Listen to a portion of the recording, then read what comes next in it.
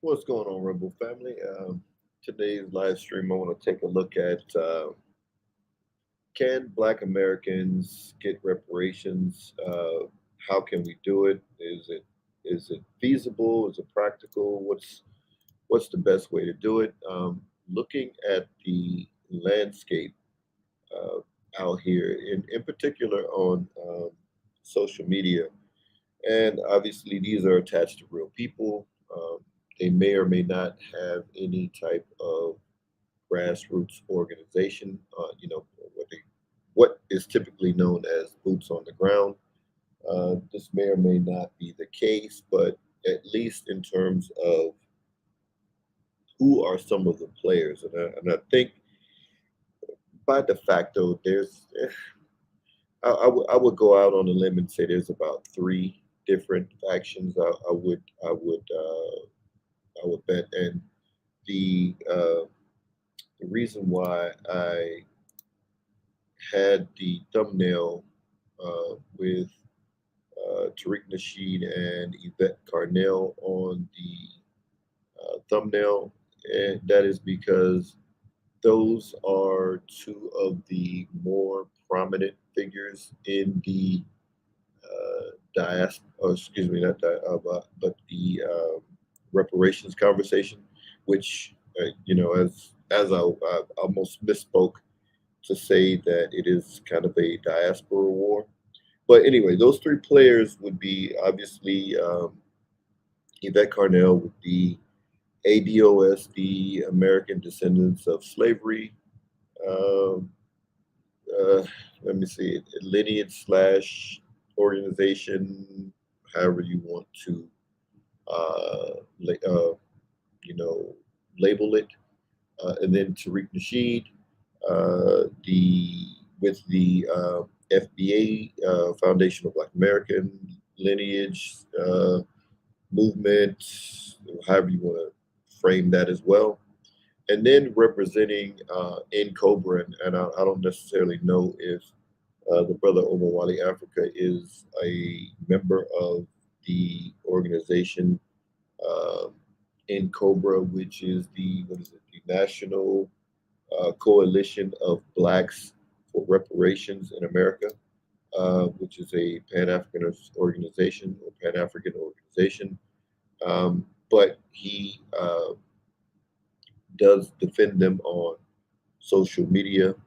So these are the three areas, I guess. So in Cobra, Omawali representing in Cobra or Pan Africanists in the fight for reparations, and then like I said, in these there's other splinter groups maybe or other people, and we'll talk a little bit about that. But there's people who have documented this thing in terms of breaking down exactly where the splinter groups go and where uh, the all of the different factions and so forth. And I want to talk a little bit about, I guess, their, if you will, political ideologies a bit in terms of with like I had on the thumbnail there. On the thumbnail, rep, you know, can blacks receive reparations? And is vote down ballot or don't vote at all? These are kind of two of the strategies employed by Tariq and Yvette that they may have championed. Tariq stating, not voting for candidates in particular the Democrats, but voting for uh, you know different initiatives on the ballot. So vote locally and vote for initiatives on the ballot. Yvette Carnell stating to vote down ballot, meaning don't vote for the top of the ticket, which, during the general election, don't vote for whoever is running for president, but then vote down ballot for everybody else, Democrat or whatever. This is their kind of strategies. And then um, just some of, who's effective, who's not effective. And then in terms of in Cobra, I don't know all of I missed their meeting, and you'll see that as we go through. I wanted to be present. They had a meeting back in July, I think June or July, and I actually wanted to attend that meeting, and I actually was caught up during the weekends. That's one of the reasons why I kind of put this had to reschedule this live stream a few times. So, but anyway, so where to get started? I guess we will get started with in Cobra, taking a look at the in Cobra website and kind of give uh, why there's friction between the three uh, I don't know, entities, groups. It's difficult. I'm just use groups for the lack of a better term, because I'm saying fighting between, obviously, in Cobra is an organization. Uh, Tariq states that Foundation of Black Americans isn't an organization. Yvette Carnell now states that, I guess, ADOS, it's a lineage, but they do have a political organization, and I don't even know the name of it, so whatever. So, but for the lack of a better term, just to make it easy, the three groups where there is discord or disagreement or what have you. So let's do this.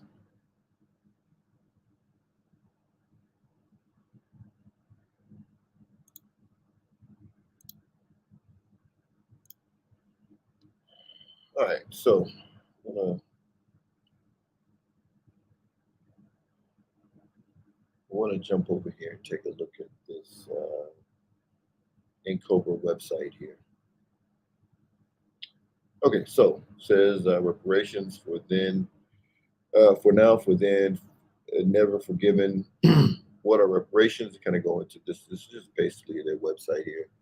Reparations is a process for repairing and healing and restoring the people injured because of their group identity and in violation of their fundamental human rights by governments, corporations, institutions, and families. Okay. Um, what form should reparations take? Reparations can be in as many forms as necessary to equitably fairly address the many forms of injury caused by chattel slavery and its continuing vestiges. Material forms of reparations include cash payments, land, economic development, and repatriation resources, particularly to those who are descendants of enslaved Africans. Okay, who should receive reparations? And I think this is probably the biggest sticking point between the three. Within the broadest definition, all Black people of African descent in the United States should receive reparations in the form of changes in or elimination of laws and practices that allow them to be treated differently and less well than white people. Okay? That probably is the biggest sticking point and the biggest disagreement or argument between the three. Um, and I'll say at least for I will use when I say the three, I'm referring to Tariq and Yvette and in Cobra as an organization, and Omwali represented. So um, in this particular case, so this is one of the things that Yvette and Tariq is pushed back, and I think this is one of the reasons why they really upped their attacks on Pan Africanism over the past 3, 4 years, both maybe as well as up to 5 years for Tariq. Like I showed in another live stream in 2017, he basically had live streams saying "Hold your own nuts," but where they basically have both on separate occasions have made podcasts or did podcasts where they said Pan Africanism is dead. And I think that's why I started this series off with "Is Pan Africanism Dead?" And obviously in that live stream, I stated that nothing that is still being practiced can be dead. You can argue whether or not how effective it has been. You can argue that point, but to say that it is dead, you can't say that if it is currently being practiced, not just in the United States, but throughout the world. However, someone may think it's ineffective or not, but it can't be dead if it's being practiced. So, anyway, so they up there because they, vehemently disagree with all African descendants in the United States receiving reparations. And I actually agree with them on that particular point. And this is why I wanted to kind of get involved with in Cobra to actually see more of what their ideologies and stances are, because Tariq and Yvette at least have a large online presence to where you can kind of get a pretty good idea of what they are talking about because they have YouTube channels, they do live streams and videos and so forth to where they kind of explain their ideologies and some of the methodologies and so forth. Um, so I do agree with them that the reparations should not be for Africans of you know all Black people of African descent in the United States. That that isn't something that I would agree with um, in terms of uh, you know it doesn't make any sense. Reparations should be for a particular lineage, and I agree with Tariq and Yvette on this point. I don't necessarily agree with uh, the Foundation of Black Americans, or calling myself that, or calling myself ADOS, American Descendants of Slavery. Whatever, I don't particularly agree with that point, but I do agree that reparations should be for the lineage of those Africans who were enslaved in the United States in chattel slavery, and throughout, all the way through up, um, you know, you know, to today. But where does the lineage cut off? It's funny because I was looking for a video by our brother Pocket Watching with JT. He must have taken it down. I don't know if the video wasn't well received or if it was copyrighted. I don't know. I couldn't find the video. He did a video on reparations, and I was surprised that JT actually went the way of a lot of people, to where when they talk about reparations, then it always goes into this. Well, uh, who should receive reparations? It always goes into the, well, how do you figure out who receives it and how much do you give, and all these different questions, and it's really not that difficult in terms of who should receive it. I mean, it shouldn't be all Africans, because if someone came here today from anywhere in the diaspora and they're of African descent, then you say uh, they are deserving of reparations. That makes little to no sense. When, yes, um, are they victims of white supremacy in the United States? Of course.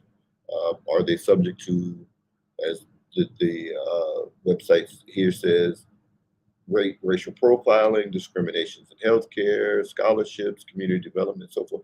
Are they victims of all that happens? Of course, yes. But here's the thing: no one leaves any place that's better for a place that's worse. You don't leave somewhere that's better for somewhere that's worse. So obviously, if they left whatever country in the Caribbean, whether in Africa, wherever it is, and came to the United States, you don't leave somewhere that's better for somewhere to go to somewhere that's worse. So then you left a place that um, you maybe didn't experience those things in, and then you come here and then say, well, uh, hey, we deserve reparations because now we're here and we're subject to the same situations that those who descend from the enslaved Africans in chattel slavery. We are the same as them, and that's not the case. That's not true. And just like any other group has a right to identify themselves based on their particular ethnicity, then I believe Black Americans have the same right. I just, again, no one's come up with uh, decent enough name or decent enough identifier for us to use. Because, like I said in the this Pan Africanism Dead video, that just calling ourselves, even though we are Africans, no one else does that. Just so if Black Americans just ran around and just said, "Hey, we're Africans," that is again like salt in the soup. As an African once told me, one of my friends told me, "You're like salt in the soup. You know it's there, but there's no distinguishing that there's no distinguishing identifiers that you're there. You're just in this big pot of soup with the potatoes and the okra and the onions and the beef or the chicken or whatever. Everyone is able to stand out. You can see the tomatoes or whatever. But then Black Americans come in and we're just like salt in the soup. We season the soup, we make the soup taste good, but then there's no identifier for us to say, hey, this is us and this is what we need. So to me, this is the biggest uh, issue that I would have against in Cobra, and because to me, the more logical thing would be to get other Africans around the world to support the reparations claim here.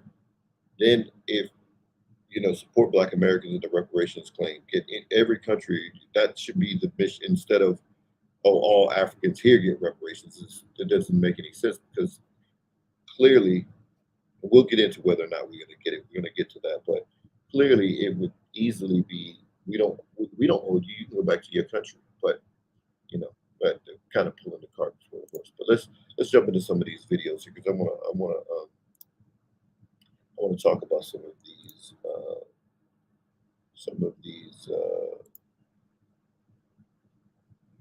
I want to talk about some of these videos here.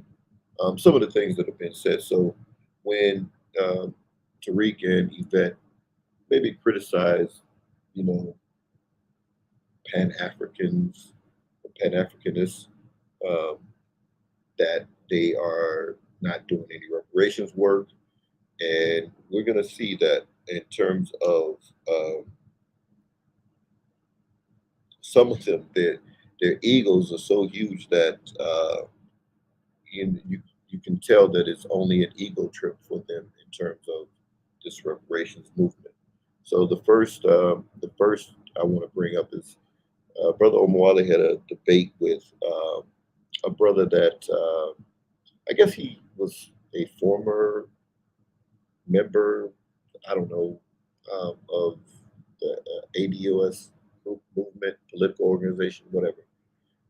And then they kind of broke off, and he calls himself Freeman. And so while he was having a debate about that, and this is one of the charges that they would state that uh, Pan Africans aren't doing anything in terms of reparations, and in particular in Cobra. So let's jump right into it here. Really quick. So the claim that the term reparationist had not been used in the 21st century, Baba Ari Meredazan, who's the male co-chair of the Philadelphia chapter of NCOBRA, has been referring to himself and using the term reparationist for as long as he's been an advocate for reparations. For those of you who don't know who Baba Ari Meredazan is, he is one of our elders out of Philly. But if you saw the movie Dead Presidents, the character that Lorenz Tate played was based upon his life. So what I have here on the left side of the screen is testimony from 2016 of Baba Ari Meredazan presenting in front of the UN. And if you look, you can find, by the way, this text on NCOBRA's website. But if you look at the bottom of the text in terms of what they are asking for, in terms of the reparatory justice and outcomes and impacts they're looking for, he says it right here. The UN working group should support and urge the U.S. to publicly apologize with no disclaimers of liability and collaborate with the designated negotiation group of reparationists about financial compensation for the descendants of enslaved African Americans, right? Another claim that they like to make is that the legacy organizations and legacy reparations folks, who they say never existed before them, don't have a specificity when it comes to talking about reparations. But when you see right here what they're reporting to the UN, it's right there. Right, so this was in July of 2016 when they went and presented before the UN, and you see that in September of 2016, the UN actually came out in support of what they were asking for. Right, so if you look at this statement, it says the United States owes African Americans reparations for slavery. A recent report by a United Nations affiliate group said the UN working group of experts on people of African descent said that compensation is necessary to combat the disadvantaged causes of 245 years of legally allowing the sale of people based on the color of skin. Right? So I think that this is important because when you say that no one has used the term reparationist, in the 21st century, this is in 2016. You see Baba Ari presenting before the UN at a time when Yvette Carnell, the creator of lineage advocacy politics here in the U.S., is saying that Black people shouldn't get reparations, and she's coming out boldly against reparations in 2016. Right, so I think that we just clearly demonstrated that they did not come up with the term reparationist. But if you ask them, because they've been using it on social media, and because people are retweeting it, then that means that they coined the term. Right, these brothers clearly have a problem with understanding definitions and words. Rest of the story. So that was a very good points that he made there, and in fact, between Brother Omawale and Tariq Nasheed, good or bad, whether you like him or not, they have really broken down and explained the deficiencies in Yvette Carnell and what she's done in terms of, you know, did she did she steal ADOS from a brother named Norris Shelton, who was talking about descendants of American slaves, and he had a corporation called Slavery or Slaves Inc. or Incorporated. You know, so there's so much information and documentation, and I'm not going to cover any of that stuff here. But if you wanna really see, and like I said, good or bad, because Omawale does a very thorough of how she was with the group PFIR, and again, I stated in another video how with with a lot of people didn't know who she was, honestly, because Tariq had a bigger following, he has a much larger following. I was one of those people. I heard of Yvette Carnell through Boyce Watkins, but had never heard of the ADOS until I saw Tariq mention it. And again, like I stated, when they splintered, the group splintered up, where Tariq left because of something that Yvette Carnell stated, which the majority of us agreed with, which was kind of silly. And I'm going to play that here in just a second. That was kind of silly, and that was kind of the splintering. Jason Black really looked at the YouTube analytics and social media analytics for Yvette Carnell and Antonio Moore, and showed how the date that Tariq started speaking about them, how their engagements increased, and then when he distanced himself from them, how the engagements decreased. By how much, like losing 600 or so followers or whatever in a day or whatever it was. I can't remember exactly. It was 2019, I think, is when that splintering happened. But yeah, so let's see here. So let me get to this next clip here about Yvette with.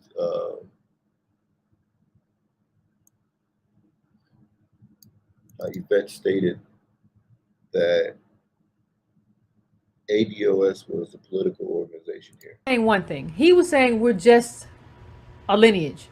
Okay, so she's talking about Tariq here. This is after the split.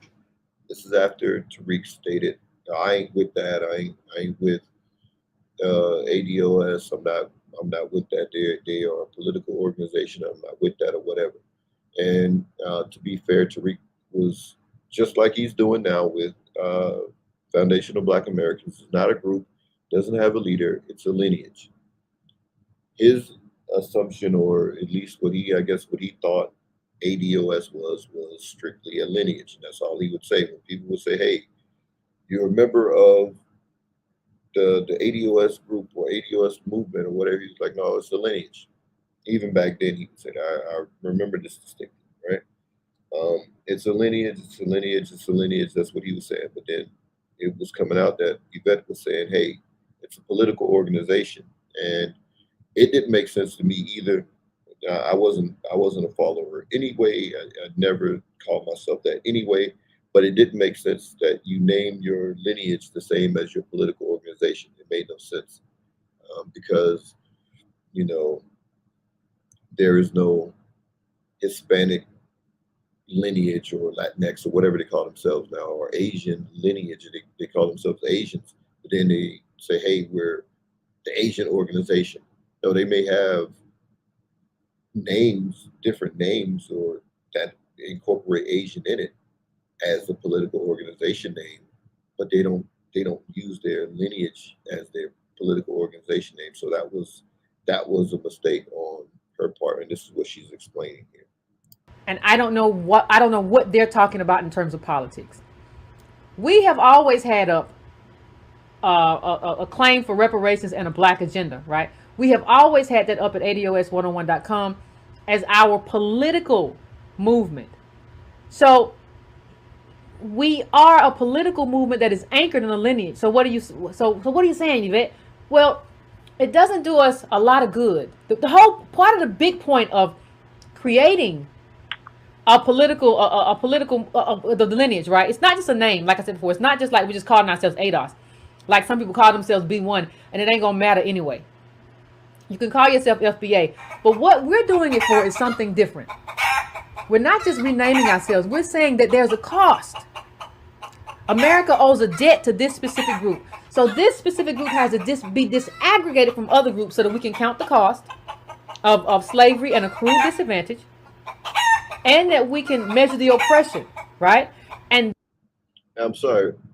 I'm sorry about the chicken sounds. I don't know where that came from in terms of the video. I only watched the first part of the video and I didn't hear that, and now I'm hearing it. So I do apologize. I guess I saw this on Twitter, so I guess somebody edited the chicken sounds in, and but I only recorded. I just downloaded it and then moved on. But anyway, so there she was explaining that it's an organization. That's fine, but even the brother Norris Shelton, even he, even he was, uh, smart enough to say that the lineage is descendants of American slaves, but he named the organization uh, Slaves Inc. Something to that effect, right? That's so he had a different name between he had a different name between the lineage and the organization, and Yvette didn't do that, or Yvette and Tone, they didn't do that. They just had ADOS. That was the name of the lineage and the name of their organization, because all the information is out there, right? Uh, all of the information is out there in terms of uh, where you can go and look up where she incorporated it and all this kind of good stuff. So let me just pull. So let me just show you just real quick. So while I'm here, I'll just pull it up right here. Okay. So this is the brother Norris Shelton's webpage, right? Because the name of the organization was American Slaves Incorporated. I'm sorry, I misspoke there. And this is the brother Noah Shelton, and this is who it is alleged that Yvette and Tone took the ADOS. They just kind of remixed what he used. He used DOAS, descendants of American slaves, and they are being accused of remixing it and saying American descendants of slavery, so forth, right? So I was trying to find it out. I don't know where it is. I just figured I'd bring it up since I'm talking about it a little bit more. But anyway, at least he understood to have a difference between the lineage and to have a difference between the lineage and the political organization. And descendants of slaves, descendants of American slaves. I don't know where it's at, but anyway. Um, so that's that's kind of where the rift started, right? And I don't really have any kind of real clips to play of Tariq because it's not it's always been a not necessarily a political thing with him to get reparations. I think he's moving more in that direction now. I saw that he's planning some type of march to Washington to talk about that particular thing. But I want to play something else from Yvette, and it's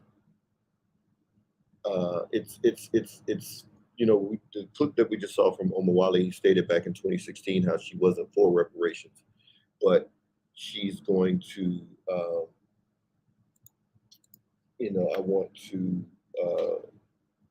I want to see where something that she said was kind of telling here in terms of her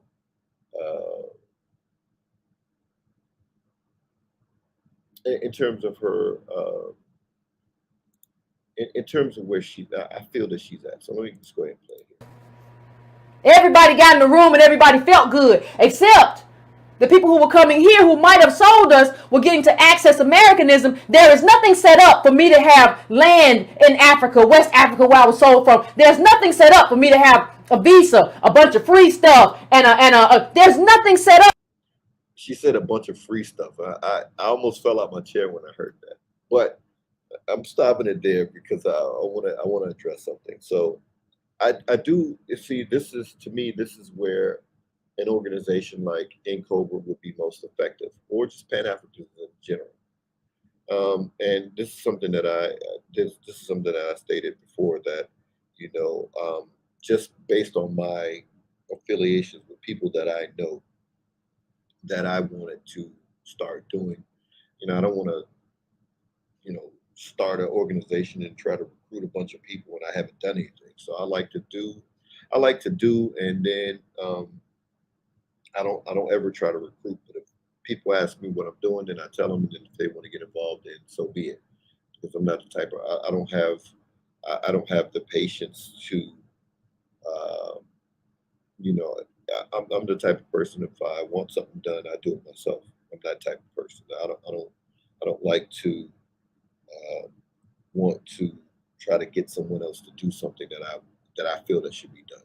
So that's just my thing. But reaching out to people that I know to try to make inroads for us to, in particular, food, at least starting there to start business and trade between brothers that I know here and myself to, to try to help feed Black people.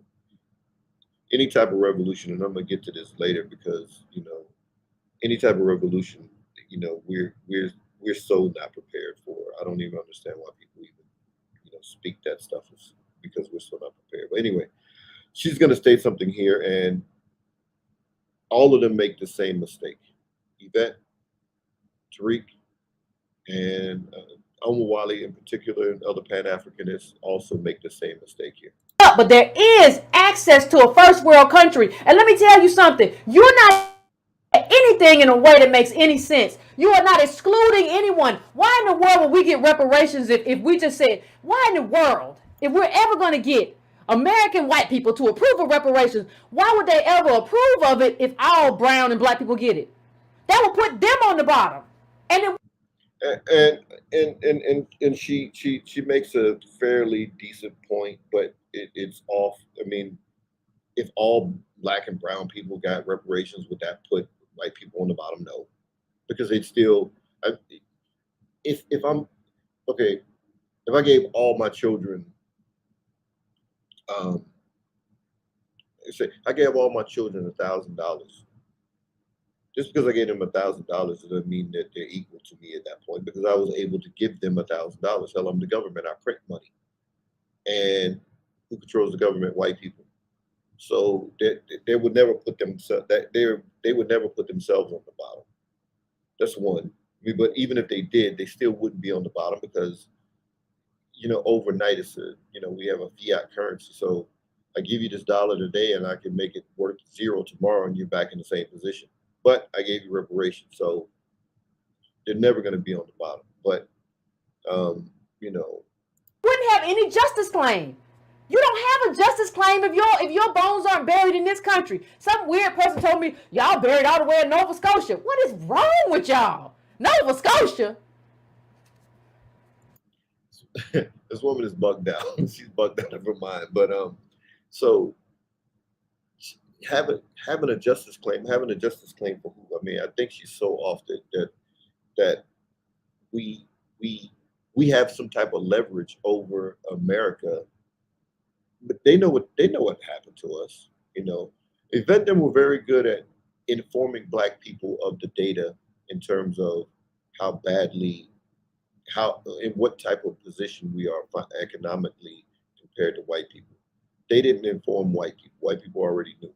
The government already knows. They know exactly how bad it is between blacks and whites as a collective, or as they would say, ADOSD, American descendants of slavery.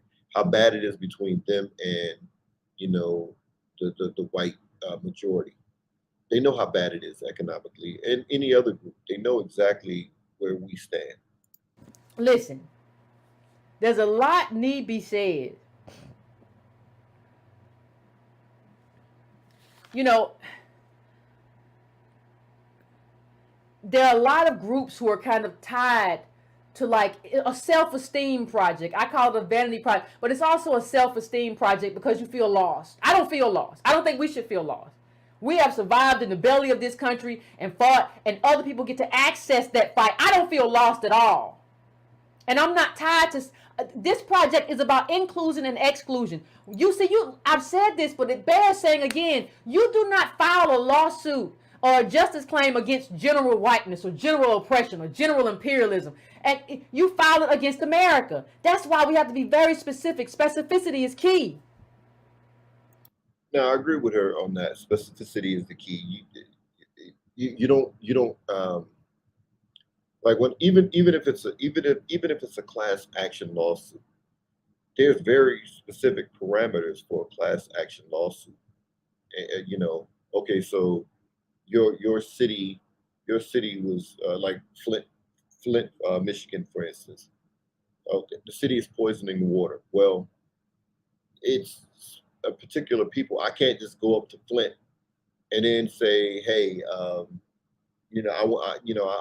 go up there and buy a house or rent a house or something, and then now I'll say, as the right before the class action lawsuit is filed against the Flint government or the Michigan state government, the city Flint city government and state government or whatever.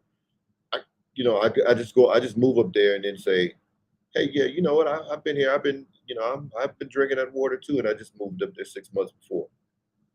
People will look at you like you're crazy. So those residents who have been there and been before Flint, before we ever found out that water was poisoned in Flint, those people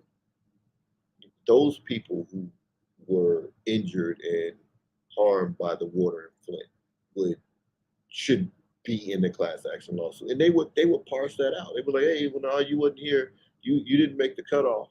You can't be part of the lawsuit. So I agree with her on that. But what lawsuit? Because from my understanding, she's trying to vote her way into reparations. I haven't seen anything about a lawsuit. If that was the case, then she should be supporting the brother, as Omawali stated, that the brother from Cobra went to the UN to plead a case about Black Americans receiving reparations back in 2016. But he stated back then she wasn't for reparations. So you missed that train. And in this particular clip, she said this is not a vanity project. It absolutely 100% is a vanity project for her. And I'm gonna play it where she absolutely proves what all this is about for her. It's right here. You This just got to clip do better. this clip proves exactly what it is for her. If you've been on social media in the past 3, 4 years or whatever it is, you've seen this already, so you know, and it's not a big shock. But for her to come out and say it, and this is what it is. You just got to do better. Everybody, just listen. Everybody just got to do better, because you have all these little splinter groups. And let me say something. Splinter groups. Y'all are all, except for Umar Johnson, who is Pan Africanist, and we'll get to this in a second. Y'all are all the little wayward children of ADOS. That's all you are. That's all you ever will be, is little wayward children. You are nothing. You did not create yourself. I'm your mother, like it or not. Listen to that narcissism, and I don't use that word often. Oh my God, I am your mother. You are nothing. I created you. Like, this woman is insane. I mean, literally, I am your mother. I created. I gotta hear that again. This woman is insane. ADOS. That's all you are. That's all you ever will be, is little wayward children. You are nothing. You did not create yourself. I'm your mother, like it or not. Insane. You walk around saying my words, acting like you created yourself. Ooh, to hear my words come out of a pimp's mouth. Kumbaya. You just got to do. Insane. Insanity. Total insanity. I'm sorry. To and that pimp, like I said, that pimp stuff makes you guys look silly. Whenever you try to put that pimp title on Tariq, because a pimp is outdoing you, and a pimp is, you know, um, like it or not, he has built up a certain credibility in the black community amongst black people, and people want to say grift this, grift that. He's a scammer. He's this, that, and the third.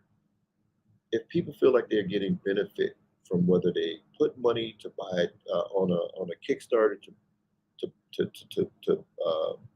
make a movie project, if they gave money and they felt these are adults, that is not scamming, especially if he delivered what he said he's going to deliver.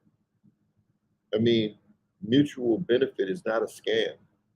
When someone believes, okay, if I give $50 on this Kickstarter and I'm going to get back whatever the perk is, they agreed to that. They went into that saying, okay, I'm going to give $50, whatever perk I get back, I'm cool with that. That's not a scam. Okay, people were talking about he's scamming it on the museum. I don't know what people think, how long it takes to make a museum, but I would think it takes more than a year. But nonetheless, every other project that he's decided to do Kickstarter and raise money and got from the community, he's put into place. Even if it turned out bad, like the More Us app, because he did have one. It wasn't great, but he did have one. So to sit up here and, because a pimp put her on, if she want to say it that way, well, he's your daddy then, because he put you on. Because the community did not know you like that. He has a larger following than you now, and then he had a larger following than the Yvette and Antonio Moore in 2019. So then him co-signing you, that gave you instant recognition to all the people that listen to him and follow him. And I didn't even listen to him and follow him like that. That's how I heard of him. Like, I never even heard of ADOS stuff. I mean, come on. And then this. Now, she spent all of 2020 campaign with Marianne Williamson, support Marianne Williamson. She was the only candidate for president that was talking about reparations. She supported this woman, and we all knew she had no chance of winning. But when it came to Marcel Dixon, who was challenging James Clyburn, the representative for, I think it's South Carolina District 6, Marcel Dixon ran against him. And, the brother didn't win, but, he did run the campaign. And this is what Yvette said about Marcel Dixon. I'm not reaching out to nobody. Nothing. Okay, hold on. Did you reach out to Marcel and get I'm not reaching out to nobody. I'm not, listen. Okay, so it's kind of muffled, and she's screaming. The caller is asking, did you reach out to Marcel? And I'm not reaching out to nobody. That's basically what she said. And I'm going to start it again. Hopefully it sounds better. I'm going to turn the volume down. You reach out to Marcel and get I'm not reaching out to nobody. I'm not, listen. I was here. Listen, let me tell you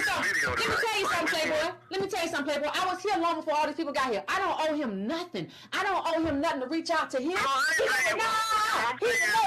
out to me. Did he reach out to me? But are we going to help him? See, it is clear she wants recognition for doing something as opposed to something getting done. I was here before all of them. Who cares? That's irrelevant. I mean, like literally, who cares if you were here before them or not? It's just about getting the job done. And too many people have too many egos about these things, and we're going to cover some more ego in a second. But it's too much egos here. That's why none of this. That's why this stuff is. She's not going to get anything done. It's too much ego here. I'm your mother and all this kind of silliness. Did he reach out to me? Whether he reached out to you, like he got to come to me. I was here before him. Like that's silly. You were all up in Marianne Williamson's face. I think she was at the ADOS conference. I think they are candidates for a U.S. representative office, and she was for president. But Marcel was for a congressman seat, U.S. congressman, not a state congressman, and he's talking about reparations. Whether you like him or not, or he came to you or not, that's if you want reparations done, isn't that getting the message out? Whether he wins or loses. Help him for what? I know he's gonna lose already. Help him for what? Everybody knew Marianne was gonna lose. There was no way Marianne Williamson was gonna become president. She wasn't gonna get a nomination for the Democrats. But you were all, she was all up in your face because I guess Bernie wasn't cool with reparations, so you jumped off the Bernie train, whatever 2016 or whenever you were with Bernie. I know how this book ends. Did Marcel ever help me? Did Marcel ever help me? So it's about me. It ain't about the movement. All of this is me. Get him on the debate stage. I'm not getting him nowhere. Shut up. I'm not getting him nowhere. I don't owe him nothing. Did he ever ask to help me? The people who took all of my talking points, they ever asked to help me? That thing right there, see, this is why black people can't get anything done. I saw the same talking points from different people. I need to redo that video. I'm sorry, not to digress too much, but when people thought the Black Manosphere was over and people were jumping ship like O'Shea Duke Jackson and his brother's name, MTR, mediocre tutorials and reviews, and they were basically like, "Hey, I'm not part of the Black Manosphere." All they were like, oh, "Okay, people were jumping ship on the Black Manosphere." Did a video before Kevin Samuels died, and I went in on Kevin because I thought the reasoning behind that was just stupid. And I'm gonna just be honest, I just thought it was stupid. And the video still, I was editing the video, and then the brother died, and I'm like, man, I feel like I don't feel like putting the video out now because I think people will take it the wrong way that I'm speaking ill of a dead man. But I'm gonna redo it and just kind of tone it down because I think it needs to be said why that whole thing happened, and it happened really all over jealousy of he's taking my talking points and ain't giving me credit. I ain't getting shine for my talking points. And you can tell when someone's sincere when they are when they're not worried about, you know, getting credit for something. But as long as the message gets out here, if someone can take my words and broadcast it louder, and I think it's helpful to the people, I don't care if I get credit or not, as long as the message spreads. If I think it's a good one. Herds, they take my talking points. She just said it. I'm your mother, and they taking my talking points, and the pimp taking my me. Did Marcel help me? Is it about you or is it about reparations for Black people? I mean, which one is it? It can't be both. You know what I mean? To me, it can't be both. It's one or the other. It's either about you getting your shine. I mean, they wanted her and Tone, Antonio Moore, Tone Talks, whatever his name. They were looking for their blue check on Twitter. It's like all this is not necessary. I mean, what is that? Does who cares?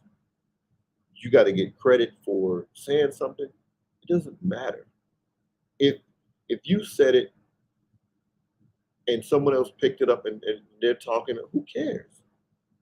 But they care because it's a vanity project for them. Y'all are, listen, get off my line, Negro. Don't call here no more. Don't call here no more. Because these people here, they never asked to help me do nothing.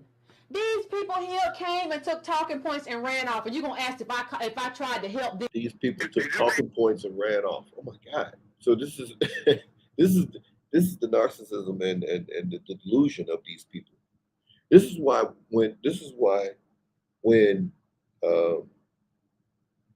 you know, Dr. Martin Luther King and Malcolm X, when they were going to get together, they were very sincere. It wasn't someone took my talking points.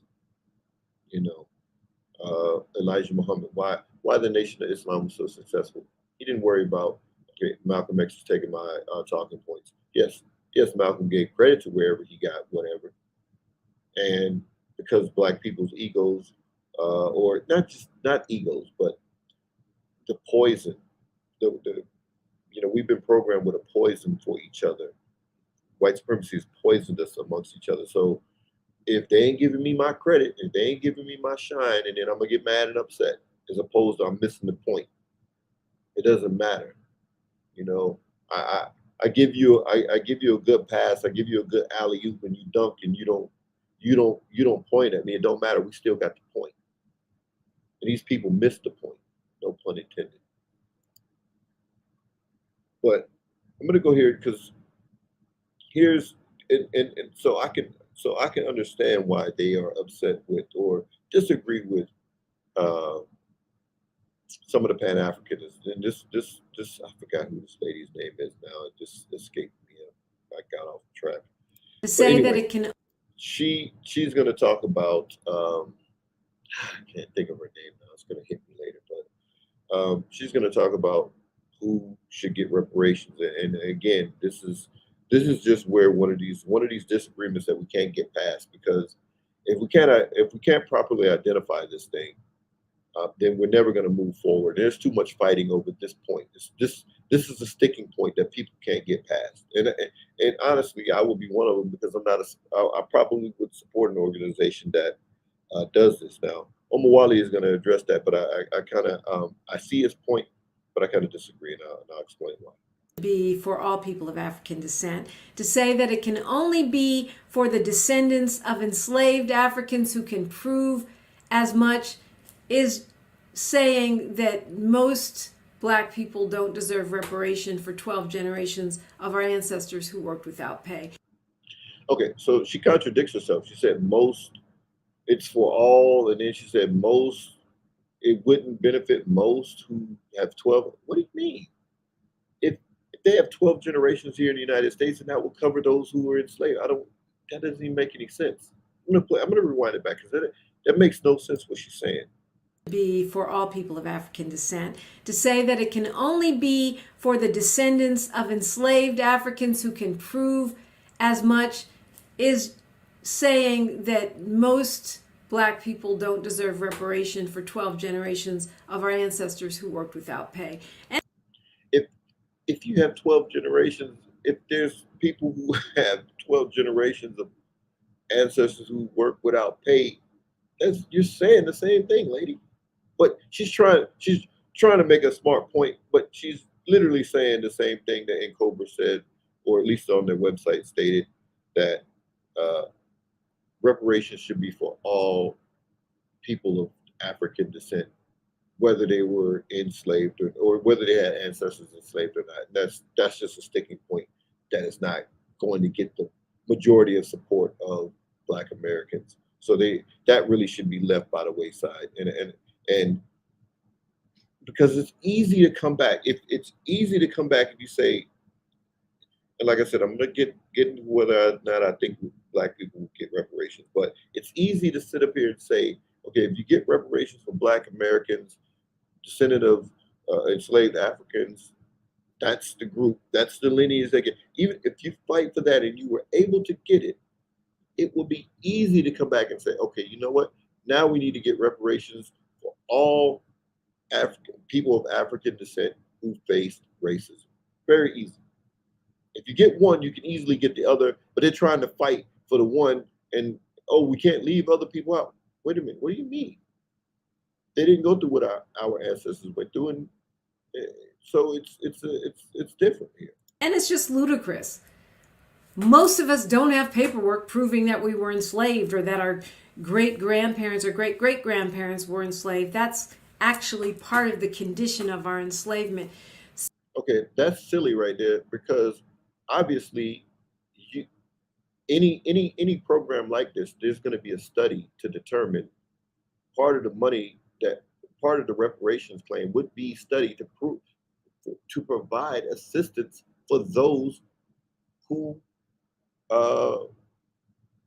who can't lose my train of thought, who can't prove where their ancestors came from. So all you got to do is look at and I agree with the 1870 census, because if you could trace your lineage back to the 1870 census, that pretty much is pretty definite proof that you had ancestors enslaved, right? So obviously, if you get that thing done, part of the money coming out of that would be for that particular money set aside to do that. And then she's going to say something that's so silly that it's just always, when it comes to this, it's the silly time. Condition of our enslavement. So to hinge whether or not we will see restitution to paperwork that was literally prohibited under our enslavement, and in scenarios where many times people fleeing enslavement or escaping into freedom or even buying their freedom had to change their names and hide their paper trails in order to ensure their very survival, well, it's just ludicrous. And that was a fair point for those who had to flee and don't have, but we might not have had paperwork, but they kept paperwork of, they kept paperwork on the slaves that were bought and sold and so forth. So there's a paper trail. Now but that's going to be an outlier. Those who had to run away and change their name, and they didn't verbally, because a lot of our ancestry or history is passed down verbally. That, oh, well, your great so was so and so. It went from, oh, your grandparent is such and such. That went on down. Oh, my grandparent, like, talking to my mother and father, they could tell me who their grandfather was or great grandfather was, and so forth. And before my grandparents died, it was the same thing. So we passed down our lineage verbally.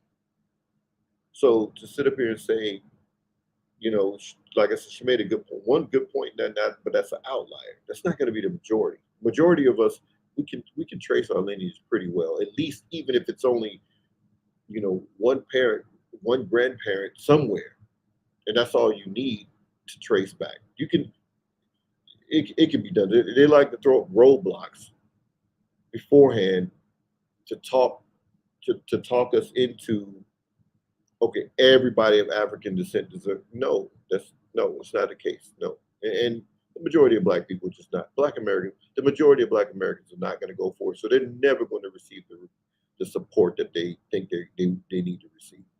It's creating a situation where reparations will be nothing more than a mockery.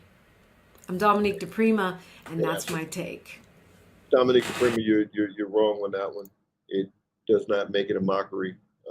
Again, um, you know, and again, like this, I don't have to go into this thing for Tariq because again, he's not really doing any real political type of uh, advocacy. Um, you know, Yvette, Yvette is. I mean, she's. You know, she's a Democrat. I mean, she's a disgruntled Democrat or liberal. I mean, it is what it is. That's her get down. So that's kind of why I'm covering her. With Tariq is it's really simple. He keeps saying that we'll get reparations and so forth, but to me it's real simple with him because he has more of a street mentality. You know, it's as simple as um, you know in a street scenario. If there's two street cats and one of the cats so one cat A owed cat B money. If cat B wasn't strong enough to force cat A to give him his money back, would cat B ever get his money back? So I'm gonna say that again. So we have, but you know what? As a matter of fact, I'm gonna just use some names. So someone owes Tariq money. Okay, someone owes Tariq money. Tariq wants his money back. It's a debt that's owed. Tariq wants his money back. Now, if Tariq is strong enough to force the cat who owes him to give him his money back, Tariq will get his money back. But if Tariq is not strong enough to force this cat to give him his money back, then Tariq will never give him his money back. So Tariq is a street cat. So simply reparations in street terms, for him, it should be that simple.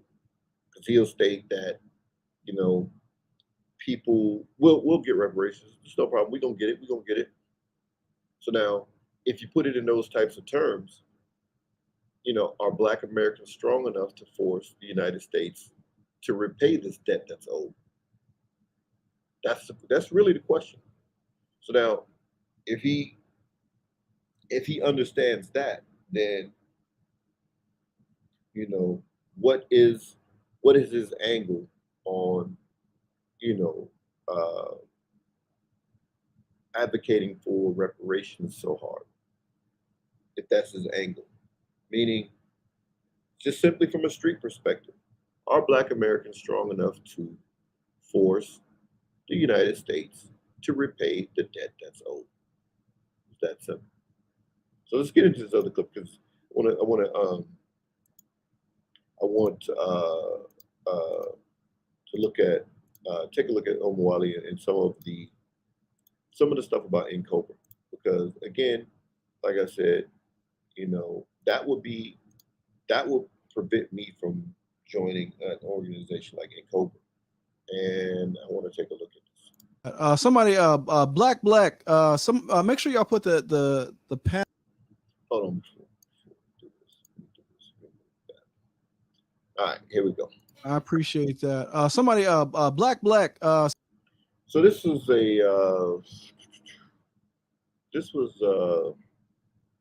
a live that Omwali did.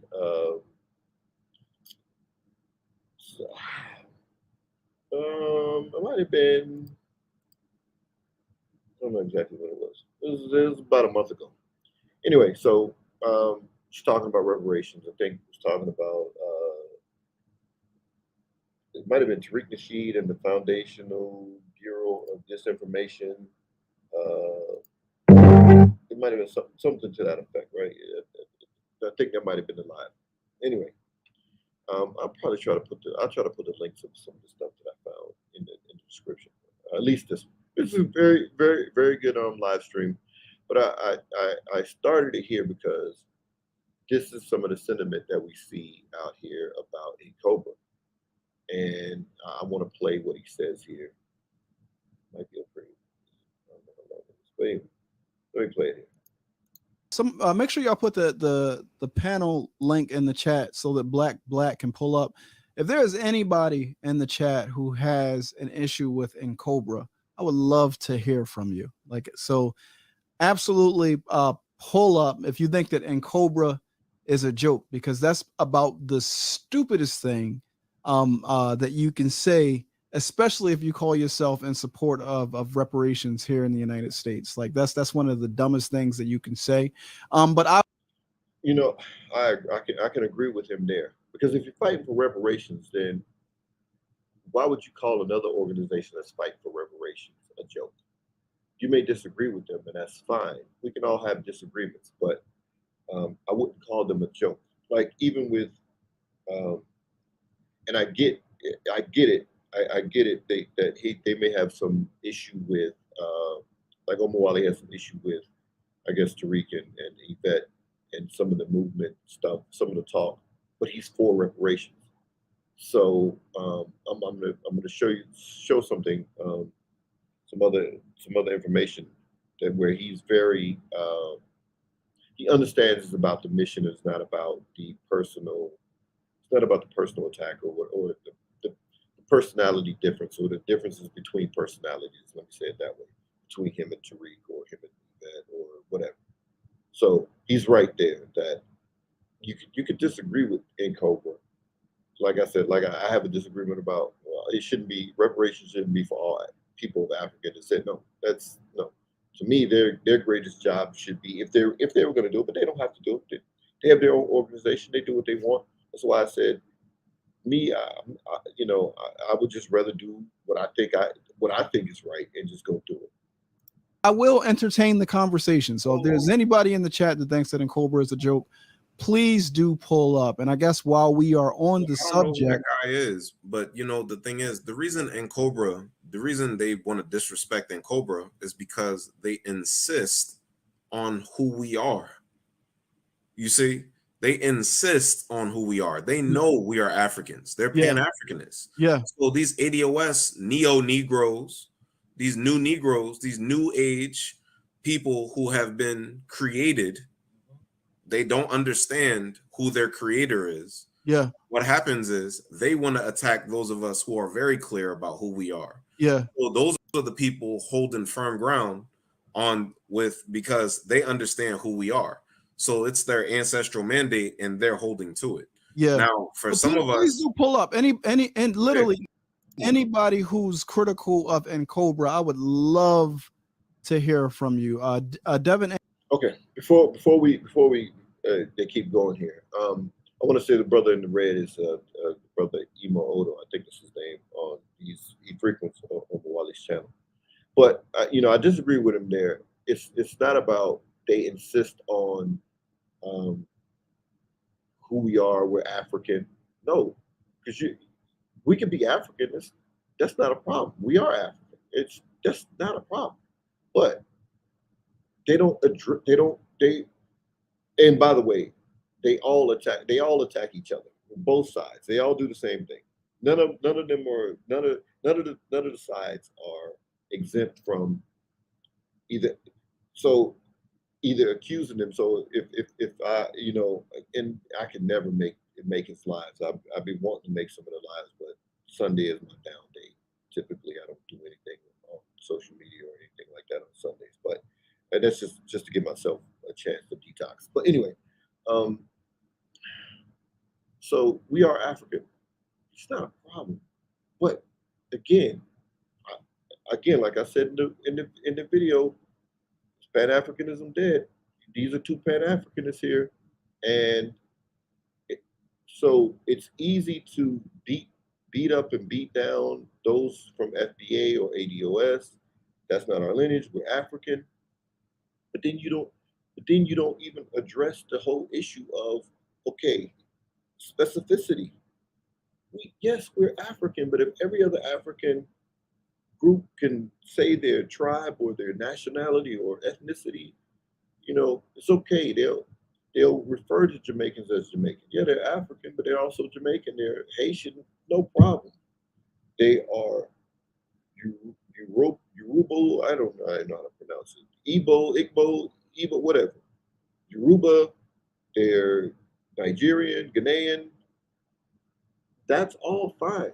But Pan Africans just seem to just okay. Black Americans just have to be African and that's it. No, you don't like the terms that they came up with. Again, I don't agree with them, but yo, more power to them. They said, hey, I want to call myself FBA. I want to call myself ADOS. Where the Pan Africanists doing this? Why is there not a Pan Africanist summit?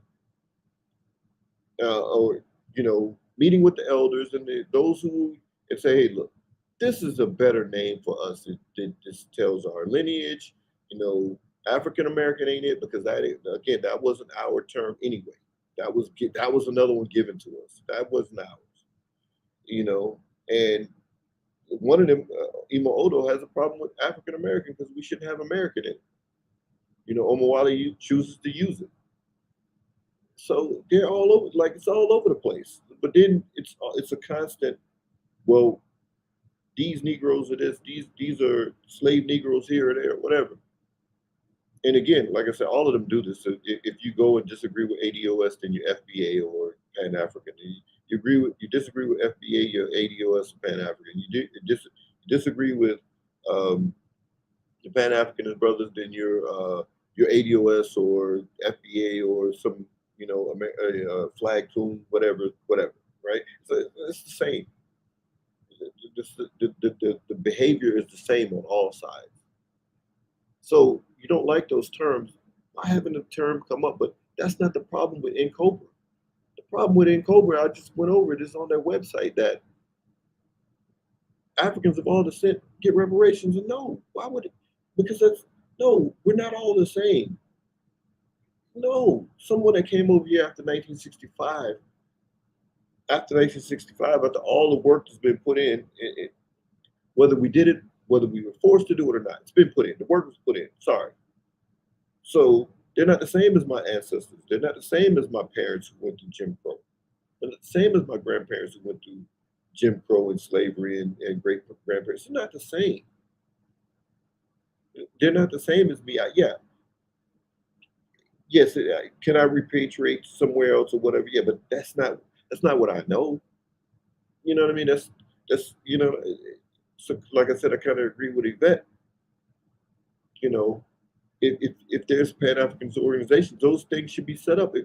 Those things should be getting set up, not to give anything free. No, we'll make our own way. Just say, hey, you Pan-Africanists in Ghana or Nigeria or whatever, hey, look, we'll pay for the land. Don't worry, we'll buy the land.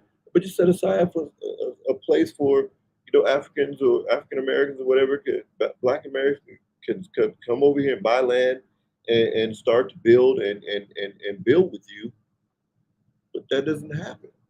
It's just what we're doing wrong, how coon-fied we are, and all this kind of stuff. You know what I mean? And so again, like I said, Pan-Africanism isn't dead, but you're never gonna grab the majority of the Black people. And like I said, again, I don't know what their aim is. I don't know what the goal is because, are you still trying to recruit people towards your movement, or are you just gonna start building? To me, you just have to start building, and people will come. That's the same thing I was saying about Umar in his school. Umar took all this time and want to tell and talk and about this. Just start building. You can't build a grand school, then build a little one and show people, okay, this is what it's going to look like, but I want to do it on a bigger scale. Well, they got to start building. Come up with a name that's better than FBA and ADOS, because people, you can't force nobody to do nothing. That they're gravitating towards it for a reason, because there was a void that Pan-Africanists didn't fill all these years. English says, what is NCOBRA? NCOBRA is the National Coalition of Blacks for Reparations in America, right? And they are having their convention on Friday, June the 24th. You can head to their website at ncobraonline.org to register for the convention. And let me just say this really quick, because I think this is this is important. I'll bring Brother Afri-Thinker on the stream, but this is really important, right? The National Coalition of Blacks for Reparations in America was formed. It's a coalition of individuals and organizations who are in support of reparations. And see, just from that, we should support it. Just from that. Now, like I said again, or at least if we don't support it, let me be clear. If we don't support it, we shouldn't hinder it. I don't agree. Like I said, I don't agree with all Africans getting reparations. That doesn't make any sense to me. So, am I going to join and be gung ho about? And that's not a small point. That's a major point. Some of the small things, yeah, I can look past and work on the things that we agree upon, no problem. But that's a major point. They have a democratic process. They have bylaws. They have structure.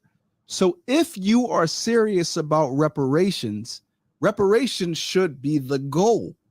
If you disagree with the tactics and strategy that different reparations organizations are pursuing to get to reparations, then either A, join the organization and influence the direction of it through negotiation by coming into leadership, because that's what coalition building is all about. So see, a lot of you, I'm going to use a Philly.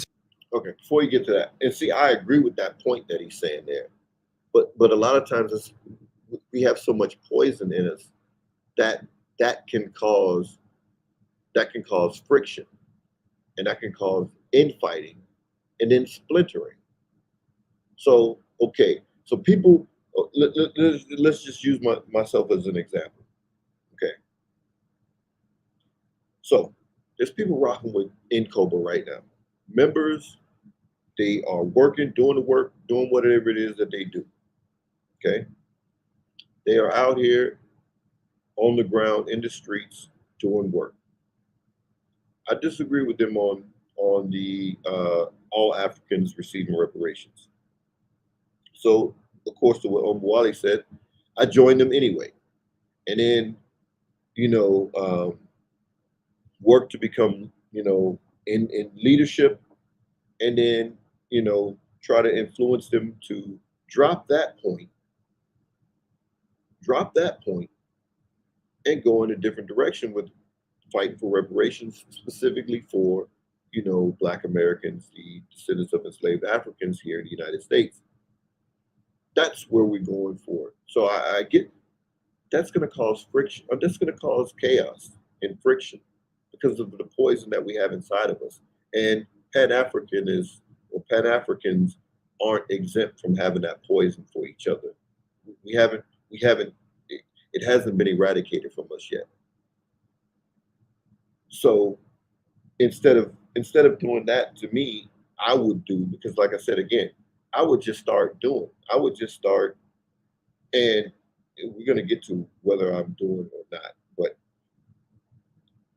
I would just start advocating for what I believe in.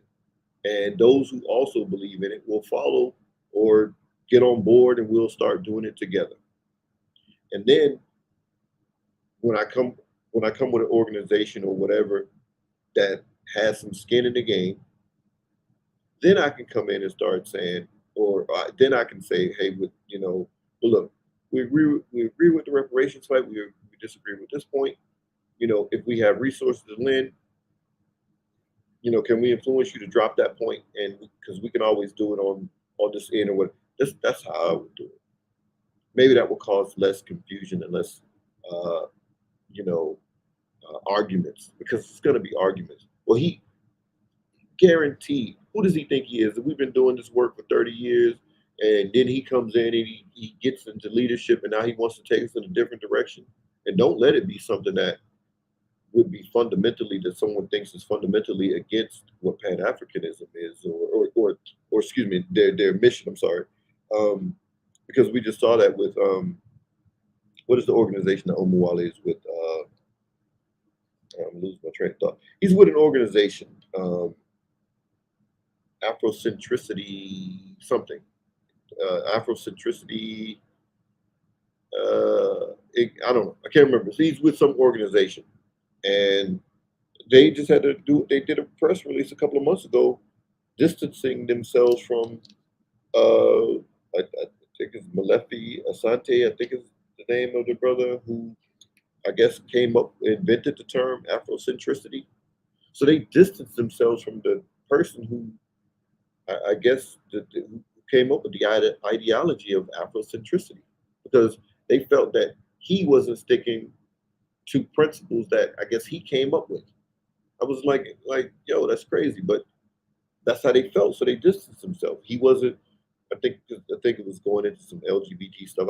I wasn't. I didn't read all of the press release, and I didn't watch all of the live stream that Omawali did. But if they can do that to someone that I guess was instrumental in Afrocentricity, Afrocentricist thought. Is what I'm trying to say. That they wouldn't do that with somebody that just who hasn't been part of an organization and then just came in and tried to get leadership and start moving them in a different direction. I don't see that not happening. A lot of you young dickheads don't know nothing about what a coalition is about or what coalition politics are. Within a coalition, you have disparate parts of a movement. Yes. Not all of them disagree, but not all of them agree. Right. They don't disagree on everything, but what they agree on is the objective that they are trying to reach. They might have different tactics. They might have different strategies. But if you say that Cobra is a joke and you're not a part of any reparations organization, the only reparations organization that you're a part of is Tariq Nasheed's Twitter Spaces, then you a goddamn joke. Okay, so yeah, so he said exactly what I was thinking there, that to join a coalition, I would come with an organization and then work together on things that we have in common. But I have my own way of doing stuff or whatever, but we come together. So yeah, so that would be that's how I would prefer to do things anyway. You understand what I'm saying? Because if you're trying to do reparations work, if you're trying to do any movement work that is liberatory, it is done in organization. And there is not one reparations organization that exists today that has the record, consistency, knowledge, and structure that Cobra has put in place. And there have been people who have literally bled blood, sweat, and tears to maintain that particular organization. And you popping up Johnny come lately because Yvette Carnell told you can't be American without reparations, and now you banging on Pan-Africanism and Cobra. You sound like an idiot. And see, he said the thought that I just stated, that you a Johnny come lately. So because we have these things that it was like, well, I've been doing this all these years, so I have some what's the word I'm looking for? You got to give me. I have to be respected, which is true to a certain extent. But I'm going to get to something else because, well, I'm just saying now. Because it is true. It's okay. If you've been doing it for 30 years and we haven't got the results that we're looking for, then maybe you should allow someone else to come in with a fresh new look, fresh new ideas to do something, because what you've been doing for 30 years has not worked. Do you get credit for the work that you put in for 30 years? Sure, there's no disrespect there. But at the end of the day, it either worked or it hasn't worked. We have to get off of this emotional thing that we can't make an honest critique of someone's work because I haven't put in as much work. Absolutely, no. Absolutely. If I'm going to look at any organization, then absolutely I can look at their track record before I join that organization, because that determines whether or not I want to join that organization. So I am well within my rights to say, to look at someone's track record and judge for myself whether I think it's been effective or not effective, or if I could be of some help to this organization or not, and then make my decision on whether or not I want to join or support it. And it's no disrespect to say, just simply say, if their goal is reparations, they have not gotten reparations for black people in the United States. It's not disrespectful to say that. Now, don't, yeah, say, yeah, coming up and saying Cobra is a joke. They're not a joke. They just haven't accomplished. They haven't finished the mission. They haven't accomplished the goal yet. So I get why he's passionate, because people say stuff to troll and so forth and so on. But at the end of the day, it's about whether we get the job done or not.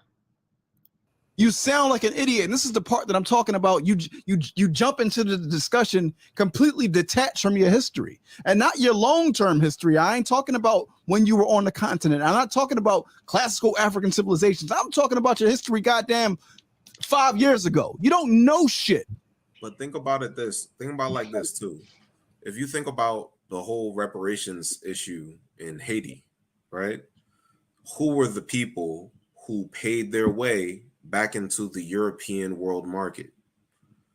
So the thing is, those are the same people who were trying to disconnect themselves from their African lineage, their African heritage, because they saw themselves as the sons of France.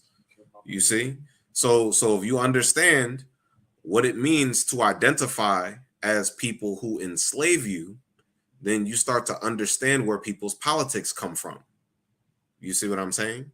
That's why you got these goddamn Americans. People don't want to acknowledge that is the nature of the war that we are in. He's talking about they're banging on Pan-Africanists, but they're banging on ADOS and FBA. Again, but then no, well, here's what we actually should call ourselves. Yes, again, I don't even know why they argue with people about being African. That's just like the sun being hot or the sky being blue. Right? I'm not gonna argue with anybody about that part. Okay, that's a given. And I get it. Some people say we're not that or whatever, because they're trying to specify their lineage. That's why they're doing that. But then they don't offer no solution of, okay, historically this is what we should call ourselves. And they don't even acknowledge that we are in a war. They don't even recognize that reparations is actually a war discussion. Yes. You understand what I'm saying?